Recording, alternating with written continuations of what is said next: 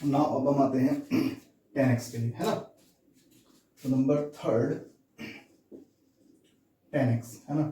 तो 10x जो हमारे पास होता है उसका डोमेन, है ना, 10 मैंने आपको बताया साइन बाय कॉस, तो उसका domain all the real number except where cos is 0। तो कॉस कहाँ का 0 था, ऑड मल्टीपल, यानी 2n+1 pi by 2, odd multiple of pi by 2 पर ये डोमेन था।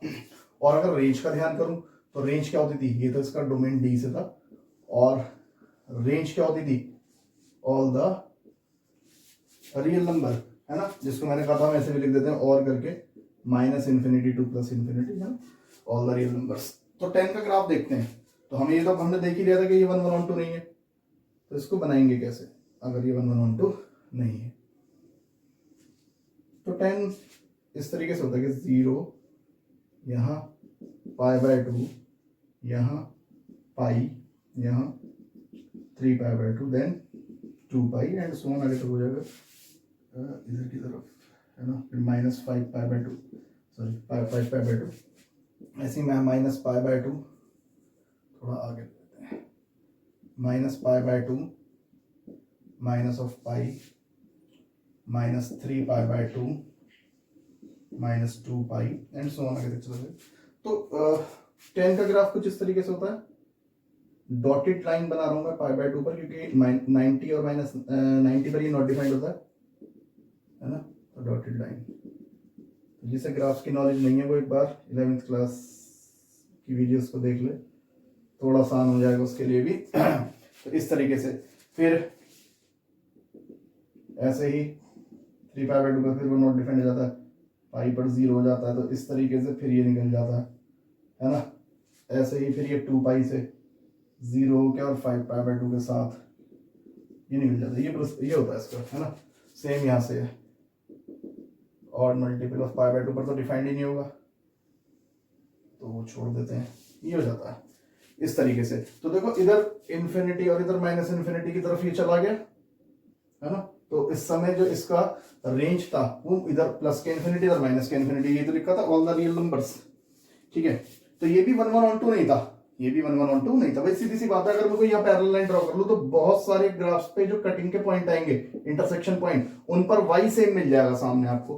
तो 1 1 है ही नहीं, मैनी 1 को फॉलो कर रहा है ना। ऑन टू तो है, ऑन टू है, -∞ से +∞ पे कहीं पर भी कोई पॉइंट लेके आप ग्राफ को काट सकते हो, उसके सामने वैल्यू मिल जाएगी। तो हर एलिमेंट की कोडोमेन के हर एक एलिमेंट की पीछे प्री इमेज मिलेगी, तो ऑन टू है, बट 1 1 नहीं है। तो 1 1 बनाने के लिए फिर इसके डोमेन को रेस्ट्रिक्ट किया। क्या रेस्ट्रिक्ट किया मैंने, -पाई बाय 2 से लेके और ये प्लस के पाई बाय 2 तक का इंटरवल ले लिया, है ना, और बाकी के ग्राफ को हटा दो। हालांकि मेरी बात सुनना, हालांकि ये प्लस के पाई बाय 2 से 3 पाई बाय 2 तक भी 1 1 ऑन 2 है, 3 पाई बाय 2 से लेके 5 पाई बाय 2 तक भी 1 1 ऑन 2 है। तो लेकिन हम सिर्फ उनको लेते हैं, उन प्रिंसिपल रेंज को लेंगे जो वर्ल्ड वाइड यूज की जाती है ना, वर्ल्ड वाइड यूज की जाती है। बहुत जगह हो रहा है ऐसी, साइन का भी ग्राफ होता है, कई जगह पे है वो, और भी जगह पे 1 1 ऑन 2 है, और हमने -पाई बाय 2 से +पाई बाय 2 लेता। बट जब ये चैप्टर यानी इनवर्स ट्रिग्नोमेट्री इन्वेंट हुआ बहुत सालों पहले, काफी टाइम पहले जब भी हुआ, उस समय जो वर्ल्ड वाइड रेंज ली गई इसकी, जो यूज की जाती है सब जगह, वो यही रेंज यूज की जाती है। तो हम भी इन्हीं को यूज करेंगे। ऐसा नहीं है कि इसके अंदर नहीं होगा, इसके अंदर भी होगा, इसके आगे वाले इंटरवल में भी 100% होगा, बट हम वो यूज करेंगे जो वर्ल्ड वाइड यूज की जाती है। दैट्स वाई मैं ये ले रहा हूं, ठीक है। तो इसमें कंफ्यूज वाली बात नहीं कि सर ने पागल बना दिया कि बाकी जगह भी तो है तो यहीं क्यों लिया, तो हम वो लेते हैं जो वर्ल्ड वाइड यूज किया जाता है। तो देखिए मैंने तो बाकी का ग्राफ तो मैंने हटा ही दिया, बाकी का ग्राफ मैंने हटा दिया, मुझे नीड नहीं है। तो -पाई बाय 2 से +पाई बाय 2 के बीच में आप देखो कोई भी वैल्यू अब ले लो, x एक्सिस पर से x1, तो इसके सामने यहाँ पे y एक्सिस पर मिल जाएगा fx2। ऐसे यहां ले लोगे कोई भी x2, तो इसके सामने कॉरेस्पॉन्डिंग वैल्यू यहां मिल जाएगी fx2। अब ये यहां से यहां तक आप कोई भी पॉइंट ले लो, चाहे इधर ले लो से x1, तो इसके माइनस का x1, तो यहाँ पे f ऑफ -x1 कोई ना कोई मिल जाएगा सामने, एंड सो। तो इसके बीच में अब ये 1 1 है और ऑन टू, तो हमने इसको रेस्ट्रिक्ट कर दिया कि जो इसका डोमेन था उसे कहाँ रेस्ट्रिक्ट करा हमने, सॉरी इसकी जो हमारे पास हाँ डोमेन था -पाई बाय 2 से +पाई बाय 2 के बीच में, इसको हमने रेस्ट्रिक्ट कर दिया। तो हमने यहां लिखा here 10x is 1 1 and onto in कहा open interval minus pi by two two plus pi by two, है ना, ओपन इंटरवल, क्योंकि ये इन्फिनिटी होता है 90 और माइनस 90, तो इनको इंक्लूड नहीं करेंगे, दैट्स व्हाई मैंने डॉटेड लाइन ली थी यहाँ पे, ठीक है। तो is 1 1 n onto in open interval minus pi by two two plus pi by two, तो this imply tan x is bijective. तो ये कैसा फंक्शन हो गया, इट इज बाइजेक्टिव, और अगर ये बाइजेक्टिव है तो इन्वर्टेबल होगा, तो this imply if tan x equal to y, तो यानी tan inverse of y equal to x, और इनवर्स फंक्शन का जो डोमेन बनेगा वो कहां से कहां तक बनेगा, अब देखो तो open interval minus infinity two plus infinity, ये इसका डोमेन हो जाएगा, टू रेंज, रेंज कहां आएगी, रेंज इसकी आएगी कहां से कहां तक, माइनस पाई बाय टू से लेके प्लस पाई बाय टू, है ना। तो ये हमारे पास इनवर्स फंक्शन 10 के लिए क्या हुआ, डोमेन और रेंज आ गई। तो ये जब तक इसके अंदर है ना। अच्छा, इनको प्रिंसिपल रेंज भी कहते हैं हम लोग, है ना, इनको हम प्रिंसिपल रेंज भी कहते हैं, ये ध्यान रखें, है ना, जिसके अंदर फंक्शन, जिस रेंज के अंदर फंक्शन 1 1 1 2 आ रहा है वो इसकी प्रिंसिपल रेंज होती है। दैट्स व्हाई अब हम यहाँ पे जो टॉपिक जब स्टार्ट करेंगे तो प्रिंसिपल वैल्यूज जो होती हैं, तो principal values always lying in principal range, इनको प्रिंसिपल रेंज भी कह देते हैं हम लोग, ठीक है। तो ये हमारे पास किसके लिए था, 10 के लिए था। अब हम आते हैं, तो before it pause the video, note it down. अब मैं आपको बताता हूं इसके बाद कॉसेक के लिए, ठीक है। तो pause the video, note it down, मैं इसको रब कर रहा हूं, देखो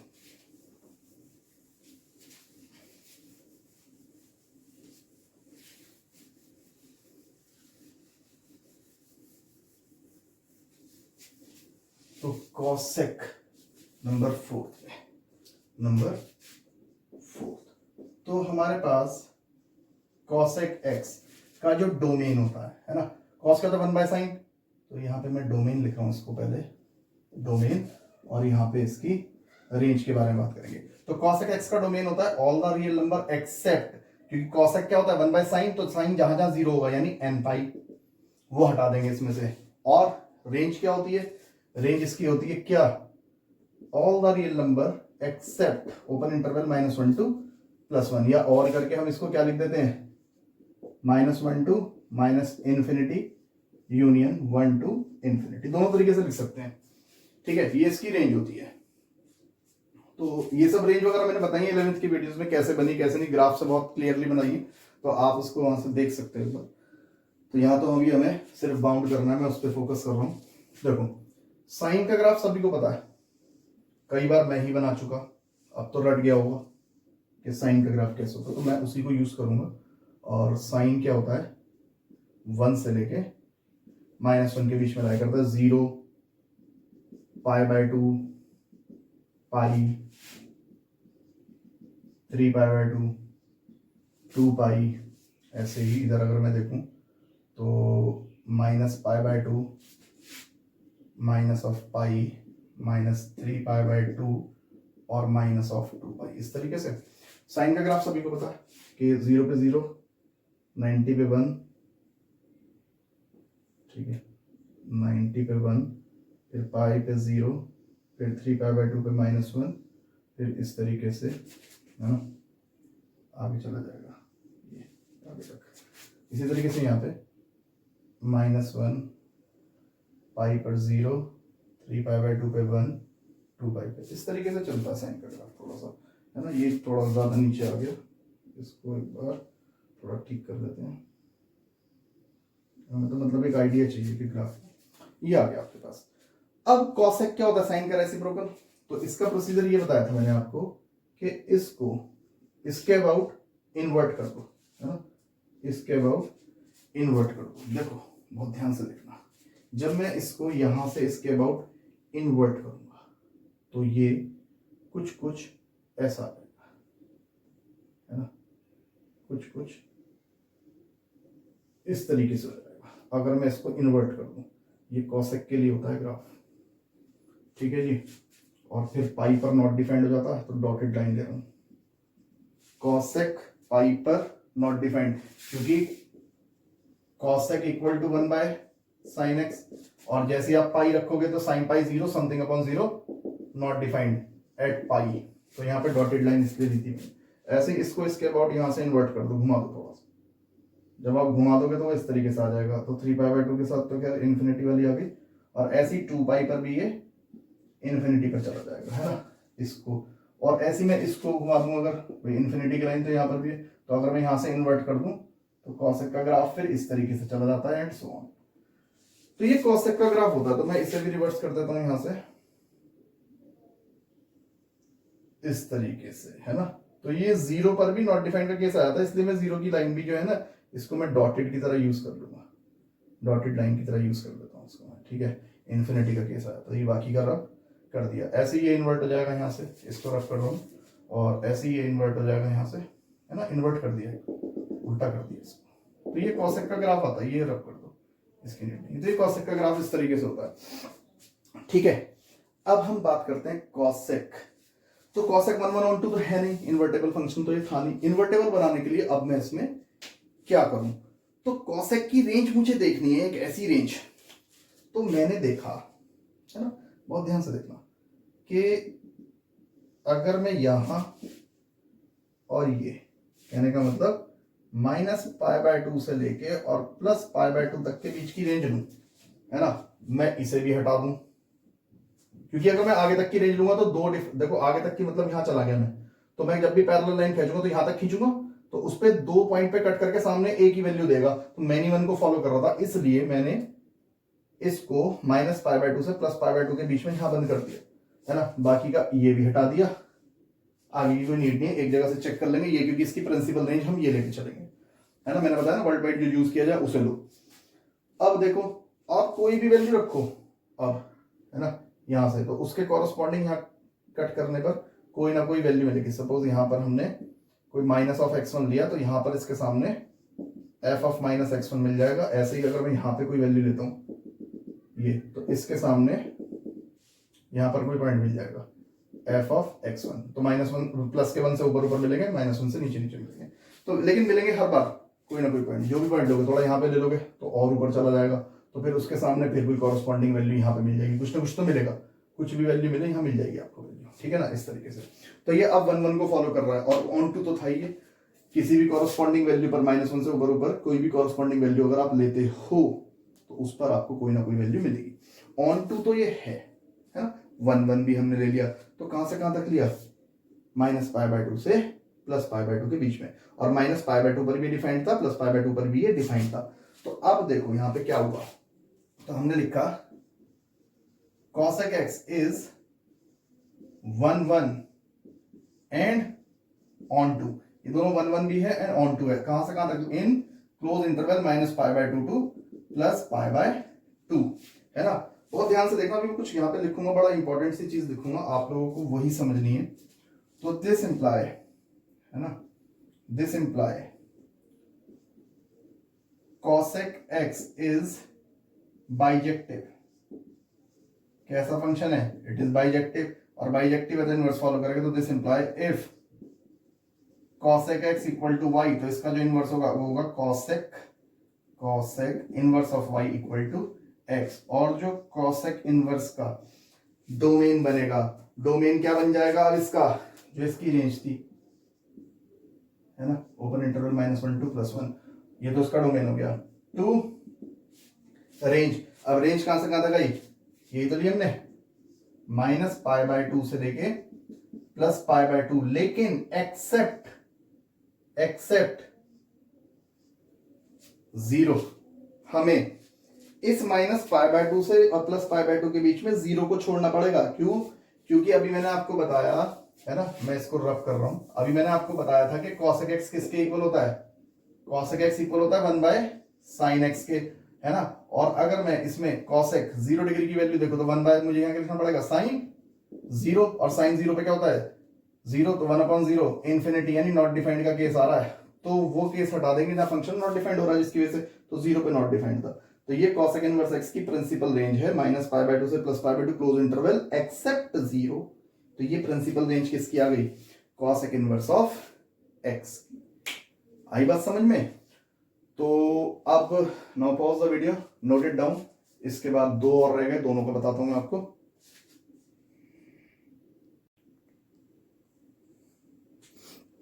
नाउ तो अभी हमने कॉसेक का ग्राफ पढ़ा है ना, साइन का पढ़ लिया, कॉस का पढ़ लिया, टेन का और कॉसेक का पढ़ लिया।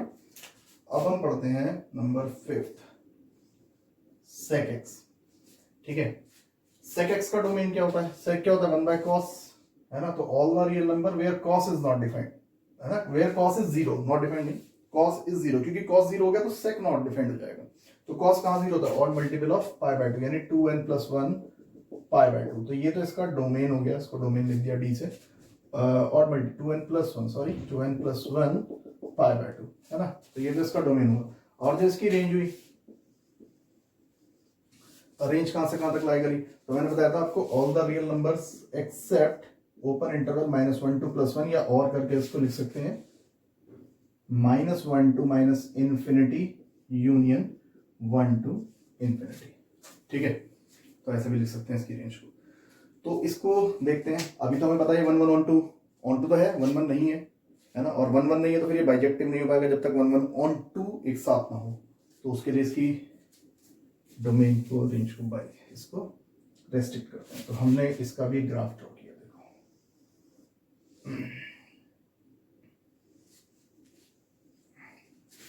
है ना, 1 से लेके -1 के बीच में लाई करता। चलो जी, अगर मैं कॉस के ही ग्राफ को देखूं तो पहले लिख लो इसको 0 पाई by 2 pi 3 pi by 2 2 pi and आगे फिर 5 पाई बाय 2 एंड सो ऑन। ऐसे यहाँ पे -पाई by 2 minus of pi minus of 3 pi by 2 minus of 2 पाई। तो cos 0 डिग्री पे 1, बहुत ध्यान से देखना बस, cos 0 डिग्री पे 1, 90 पे 0, फिर पाई पर -1 हो जाता है, 3 पाई बाय 2 ऑड मल्टीपल पे फिर 0, और फिर 2 पाई पे फिर 1 एंड सो ऑन, है थोड़ा सा इधर 2 पाई पे 1 और देन उसके बाद ये। चलो याद है, ऐसे इधर की तरफ ऑड मल्टीपल ऑफ इस पे 0, माइनस पाई पे -1 हो जाएगा, और देन 3 पाई बाय 2 पर फिर 0 एंड सो ऑन। इस तरीके से चलता है, कॉस के लिए चलता है ना। हम ग्राफ बना रहे सेक का, तो सेक तो रेसिप्रोकल हो जाता है कॉस का, तो इसको इन्वर्ट कर दो, इसको इन्वर्ट यहां से करेंगे, एक बार यहां से कर दूंगा, एक बार यहां से कर दूंगा, इन्वर्ट कर दूंगा, बस मेरा काम हो जाएगा, तो मेरे पास सेक का ग्राफ हो जाएगा। तो अगर मैं इसको इन्वर्ट करूं तो ये कुछ इस तरीके से आ जाएगा, कुछ इस तरीके से। तो फिर इसका काम खत्म, इन्वर्ट करने को कहा था ना मैंने, इन्वर्ट करके घूम जाएगा। अभी देखते रहिएगा, इसी तरीके से इसको इन्वर्ट करेंगे तो ये यहां से घूम के कुछ इस तरीके से हो जाएगा, है ना। तो इसका वर्क खत्म, क्योंकि मैं तो सेक का बना रहा हूँ तो कॉस का इन्वर्ट तो करना पड़ेगा मुझे। यहां से इसे इन्वर्ट करूं तो ये मेरे पास हो जाएगा इस तरीके से, तो ये भी मेरे पास खत्म हो जाएगा। ठीक है जी, ये आ गया। और ऐसे मैं इसको अगर यहाँ से इन्वर्ट करूं तो ये यहाँ से इन्वर्ट होके इस तरीके से यहाँ से हो जाएगा। बाकी रख पर तो मुझे कोई नीड नहीं है इसकी, ये हो गया। और मैं अगर चाहूँ तो मैं इसे भी यहाँ से इन्वर्ट कर सकता हूँ एंड सो ऑन, जहाँ जहाँ से था मतलब मैक्सिमम रेंज पर मिनिमम रेंज पर वहां से घुमा दो इसको। ये बन गया आपके पास सेक का। अब देखो सेक किसके इक्वल होता है? sec x is equal to 1 by cos। तो cos की जहां वैल्यू कहां डिपेंड नहीं होती, cos 90 पे कितना होता है? 0, है ना। तो समथिंग अपॉन 0 नॉट डिपेंड, तो ये 90 पर नॉट डिपेंड है। तो ये लाइन जब मैं इसके साथ साथ बनाऊंगा, ये डॉटेड लाइन बनाऊंगा, है ना, यहाँ ये नॉट डिफाइंड है। ऐसे ही यहाँ पे -π/2 पर भी क्या हो जाएगा? नॉट डिफाइंड हो जाएगा। ऐसे ही 3π/2 और मल्टीपल पे तो cos 0 होता है और वहां sec नॉट डिफाइंड हो जाएगा। तो इस तरीके से ऑड मल्टीपल पे 5π/2 पर भी इस तरीके से हो जाएगा, है ना। आगे की मुझे इतनी जरूरत नहीं है, इधर भी ले लो चाहे आप, -3π/2 ये हो जाएगा। अब मुझे देखना है 1 1 कहाँ है, 1 1 ऑन कहाँ है, क्योंकि ऑन टू तो था, ऑन टू से मुझे दिक्कत ही नहीं थी, 1 1 की बात चल रही है। तो मैंने देखा अगर मैं इसमें इंटरवल लेता हूँ -π/2 से +π/2, -π/2 से लेके +π/2, तो मैंने देखा कि भाई अगर मैं जैसे यहीं की बात कर लेता हूँ, कोई भी पैरेलल लाइन ड्रॉ करूंगा तो वो यहाँ पे भी कट कर देगी, यहाँ पर भी कट कर देगी ग्राफ को, लेकिन उन दोनों वैल्यूज के रिस्पेक्ट में y पर जो वैल्यू है वो तो सेम ही बैठेगी। तो मैंने 1 को फॉलो कर रहा था, तो ये इंटरवल नहीं चलेगा इसमें, है ना, हटा दो, ये इंटरवल इसमें नहीं चल पाएगा, हटा दिया मैंने। तो मैंने इसको हटा दिया। फिर मैंने एक इंटरवल देखा कि मैं अगर इसे 0 से पाई तक ले लूं, 0 टू पाई, तो उस बीच 0 टू पाई मैं इधर से भी खत्म कर रहा हूं क्योंकि मेरी नीड में नहीं आ पाया, मैंने करके देख लिया, और फिर इसके आगे का खत्म कर दो इधर से, है ना। अब आप देख लो कोई भी एक्स एक्सिस पर वैल्यू ले लो यहाँ पे, तो वो ग्राफ को जहां कट करेगी, तो ये तो 1 था, 1 से थोड़ा ऊपर ही कट करेगी, जो भी वैल्यू आएगी इससे fx1, अगर मैंने यहाँ x1 लिया, फिर मैं तो कोई पॉइंट ले लूँ से x2, तो फिर वो आगे का वैल्यू एक और दे देगा से fx2, तो हर डिफरेंट पॉइंट पर एक डिफरेंट वैल्यू मिलेगी। तो एक पर एक वैल्यू, चाहे आप कहीं से भी ले लो, एक पर एक वैल्यू, है ना। यहां ले लूं, सपोज मैं कह दूं x3 ले लो, तो ग्राफ को जब वो कट करेगा, जब वो ग्राफ को हमारे कट करेगा, तो -1 के नीचे कोई ना कोई वैल्यू देगा आपको, से f of x3 and so, तो एक पर एक वैल्यू कहीं से भी ले लो, यहां लोगे और नीचे एक वैल्यू आ जाएगी, फिर यहाँ कोई वैल्यू मिल जाएगी से fx4, कहां पर x4 पर fx4 कोई ना कोई वैल्यू, 1 1 हो गया 1 1। तो मैंने देखा 0 से पाई के बीच में भी 1 1 ऑन टू दोनों को फॉलो कर रहा है, तो मैंने लिखा sec x is 1 1 and on to in बहुत ध्यान से देखना 0 टू पाई। यहां पर भी मैं थोड़ा चेंज करूंगा, 0 टू पाई नहीं, जैसे मैंने cosec x में बताया था आपको, 0 टू पाई में मुझे कुछ छोड़ना पड़ेगा, मुझे भी कुछ छोड़ना पड़ेगा, वो क्या छोड़ूंगा मैं अभी बताऊंगा आपको, देखो, है ना। तो देखो इन 0 टू पाई के बीच में हो रहा है, लेकिन मैं छोड़ूंगा किसको, π/2 को। शायद मैं cosec x में लिखना भूल गया था 0, लेकिन मैंने लास्ट में लिखा था यहाँ पे, तो मैंने बताया था कि यहां पर भी मैं लिखूंगा। तो देखो, तो sec x में क्या होता है, 0 से पाई, है ना, एक्सेप्ट 90 पर, क्यों, क्योंकि जैसे ही cos 90 होगा तो 0 और 1/0 क्या हो जाएगा, cos 90 की वैल्यू 0 होती है ना, तो 1/0 क्या हो जाएगा, इन्फिनिटी, नॉट डिफाइंड का केस आ जाएगा। इफ अगर मैं ऐसे 90 रख दूं, तो ये हो जाएगा sec x is equal to 1/0 हो जाएगा, नॉट डिफाइंड का केस कब, जब हमने x को रखा था π/2 यानी 90 पर। तो 90 पर तो वैसे भी देखो मैंने डॉटेड लाइन बना रखी है, नॉट डिफाइंड का केस है, तो उसको छोड़ देंगे, बाकी आपका क्या रहेगा वहां पे ऑन। तो इसका मतलब क्या हो गया कि जो आपका sec x है, sec x इज बाइजेक्टिव, कैसा फंक्शन बन गया, बाइजेक्टिव, बाइजेक्टिव है, तो this imply if sec x is equal to y, तो उसका इनवर्स क्या होगा, sec inverse of y is equal to x, तो दिस इंप्लाई जो sec इनवर्स का डोमेन होगा वो कहां से होगा, तो देखो डोमेन तो आपका यही था, है ना, ऐसे लिख देते हैं, all the real number accept -1 2 +1 2। इसका रेंज क्या बन जाएगा, इसका रेंज में बन जाएगा क्लोज इंटरवल 0 टू पाई, और 0 से 180 के बीच में सिर्फ 90 को छोड़ देंगे, क्योंकि 90 पर नॉट डिफाइंड था। तो ये इसका सेक का हमारे पास क्या आ गया, प्रिंसिपल रेंज, है ना। हमें बस इस चैप्टर के अंदर मेन प्रिंसिपल रेंज ही पता होनी चाहिए, क्वेश्चन तो बहुत इजीली निकल जाएंगे, बट रेस्ट्रिक्ट कैसे करा वो प्रोसीजर चल रहा है इस समय हमारा, इंट्रोडक्शन एक तरीके से भी जो पूरा चल रहा है आपका सब ये।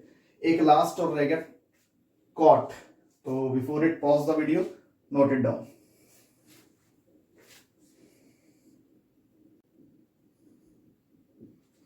नाउ अब हम आते हैं कॉट के लिए, है ना। अब जो कॉट एक्स फंक्शन होता है ना, कॉट एक्स फंक्शन में जो इसका डोमेन होता है ना, डोमेन डी से, वो क्या होता है, all the real numbers. Cot का डोमेन क्या होता है, ऑल द रियल नंबर, लेकिन कॉट क्या होता है, कॉस बाय साइन, तो एक्सेप्ट वेयर साइन इज 0, यानी साइन कहां 0 होता है, n पाई, तो ये तो डोमेन था।